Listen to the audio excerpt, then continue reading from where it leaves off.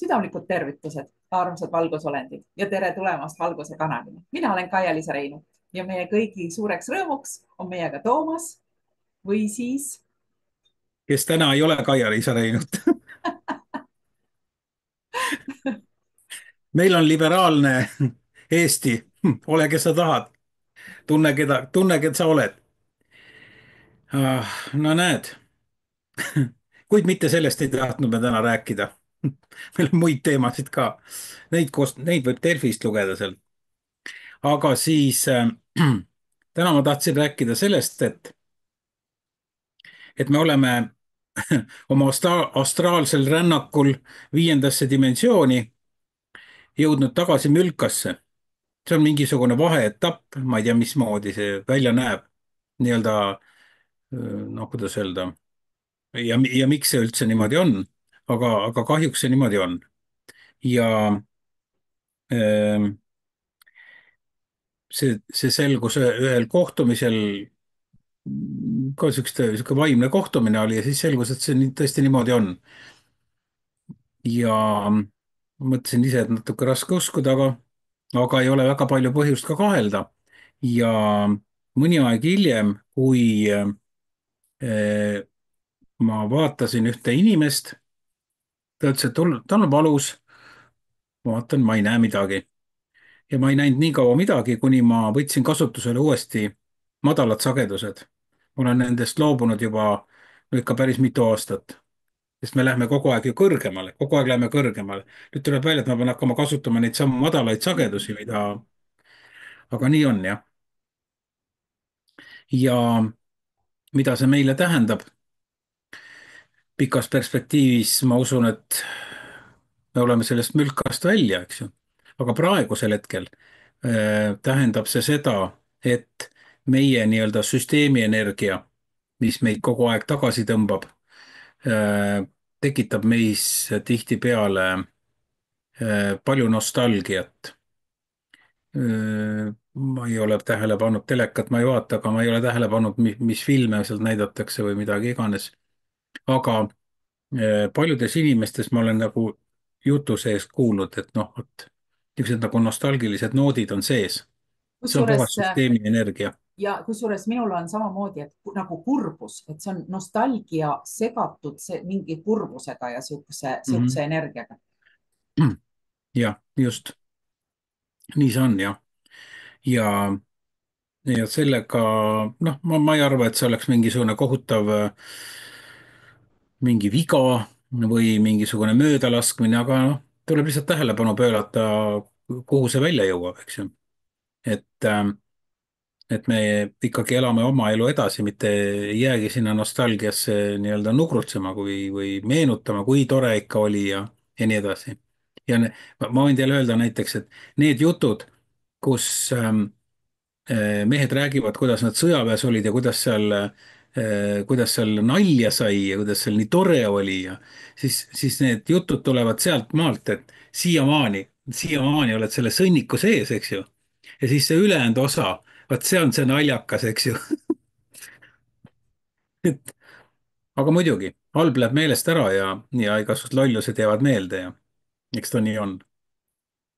aga üldiselt ongi nii jah. Ja siis ma ei näinud jah, ma võtsin kasutusele madalad sagedused, uskumatu täiesti, täiesti uskumatu, ma loobusin nendest, sellepärast mul ei olnud nendega mitte midagi teha, mul oli niisugune skaneerimissüsteem.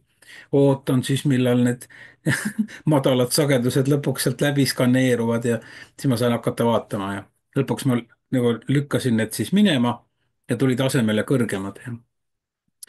ja et need, kes seal all, praegu seal nii-öelda koos meiega muda sees on, nad on väga huvitatud sellest, et me jääksime sinna. jah, aga, aga muidugi toit tuli ju ise koju kätte, onju, ja ilma Boltita.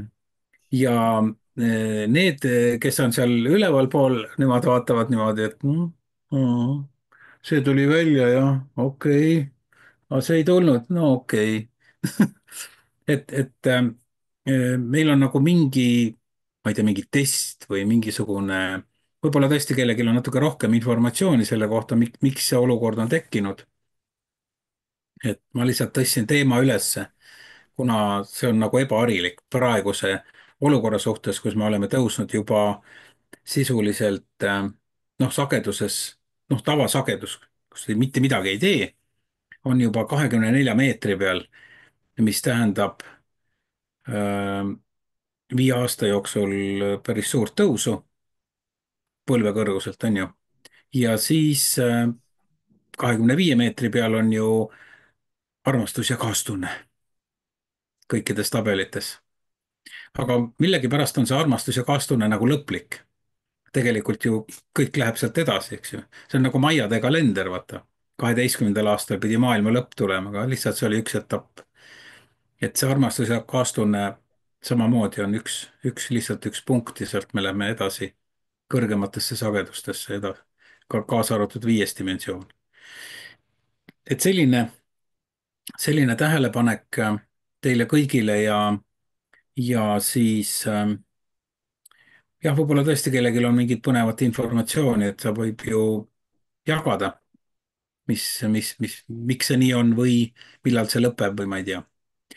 ja, ja teine selline huvitav asi, mis juhtus minuga, on see, et ma käisin Kristiina Raie juures ja äkitselt saabusid Kristiina Raie juurde mingisugused erinevad sorti päkapikud, mingisugused sellised, kuidas öelda, kohavaimud, ütleme nii, kõige lihtsam, jah.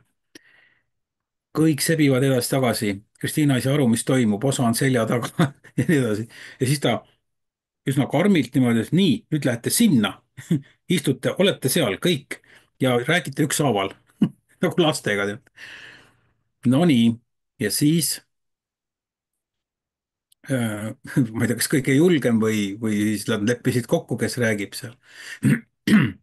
ütles niimoodi, et meie ei taha, et Toomase selle krundi peal hakatakse seal nurgas kaevama. mis mõttes, eks ju. et nendel on seal eluruumid on seal tehtud. ja Kristiina ka ei saanud aru, mis mõttes kaevama seal, aga tegelikult pärast siis nii-öelda peilimise järgi vasakule või paremale, mis nurk seal on, ega väga palju nurki ei ole, eks ju. siis tuli välja, et tõepoolest, et me plaanisime sellesse nurka keldri teha. tulid kittuma. aga mitte sellest, mitte see, et nad tulid kaebama, vaid tahtsin öelda seda samamoodi, nagu Kristiina ütles, et elu on igal pool meie ümber. Nendega tuleb natukene arvestada, olla ettevaatlik, mõelda, mida me teeme, kuhu me midagi teeme. et me oleme, nagu ma olen ka enne rääkinud, me oleme teise maailma sees, mida me ei näe. ja seal on nii heatahtlikke kui halbu olendeid, nii nagu ka džunglis on kiskjaid ja on rohusööjaid. et, äh, et selline tore vahejuhtum, aga ma lubasin neile, et ma ei kaeva sinna nende eluruumidesse keldrit. ja büroohoonet ka ei tee selle koha peale. ma ei tea, kas praegust vist kaevatakse kogu aeg midagi, tuleb veel mingi büroohoone kuskile. peaks ka omale büroo vaatama kuskile. nagu sellest puudus on ju. aga nagu nii palju on Laabakil kõik igal pool. vot niimoodi. ja nagu ütleb Lauri Jürgenson, et aga üldiselt muidu on kõik hästi ju. kes loeb Facebookis on tema toredad kommentaarid. ja tegelikult ka laias laastus läheb hästi. ja äh, võib-olla mitte nii kiiresti, kui me tahaks, aga täiesti normaalselt ja ähm, selles mõttes, no ma pean silmas nagu seal peenmaailmas. aga läheb ilusti ka meie nii-öelda füüsilises maailmas, mida meie võib-olla kõik ei adu, eks ju. kuskil toimub mingi sündmus, see on see, vahest tuleb selline nagu liblika efekt oli, kunagi oli filmgi selline, kus ühes kohas midagi toimub, teises kohas väga suured muutused, eks ju. et meil ka toimub see liblika efekt, mida me tegelikult ei taju ja siis ühel hetkel on, oi, mis siin toimub. aga nii see on jah, et täna on sellised uudised ja siis järgmine kord tulevad uued, ma, värsked. ma tahtsin siia lisada veel, et sa ütlesid, et see, millest sa rääkisid, et oleme just nagu mülkas ja pannakse proovile, siis minu andmetel ongi praegu just see, et meil pannaksegi proovile, et inimkond on nagu teelahkmel, et kummale poole sa jääd, millise ajaliini sa valid endale ja kas sa oled võimeline sealt välja tulema või mitte. Ja see eeldab nagu hästi suurt tööd iseendaga. et nii nagu me oleme rääkinud, mina olen siin aastaid rääkinud sellest, et oma sageduse tõstmine ja kõik see on nagu esmatähtis tegelikult ja igaüks vastutab selle eest ise. ja kui ise hakkama ei saa, siis palume abi teistelt, kes oskavad, nagu Toomas või mina või ükskõik kes. et selline, noh, meid tõepoolest on selline info, et praegu on proovilepaneku aeg. ja mõned inimesed ja kuna mõned inimesed ei taha ärgata, siis tehakse asi nii nagu halvaks, et noh, sind pannakse nagu ärkama. et kui halvaks peab minema, enne kui sa midagi ette võtad. selline info minul. vot nii, nii et kummikud jalga ja minema. just. aga kõike ilusat igal ja, juhul kõigile ja ja kohtume järgmisel korral. just, mitte varem, mitte varem.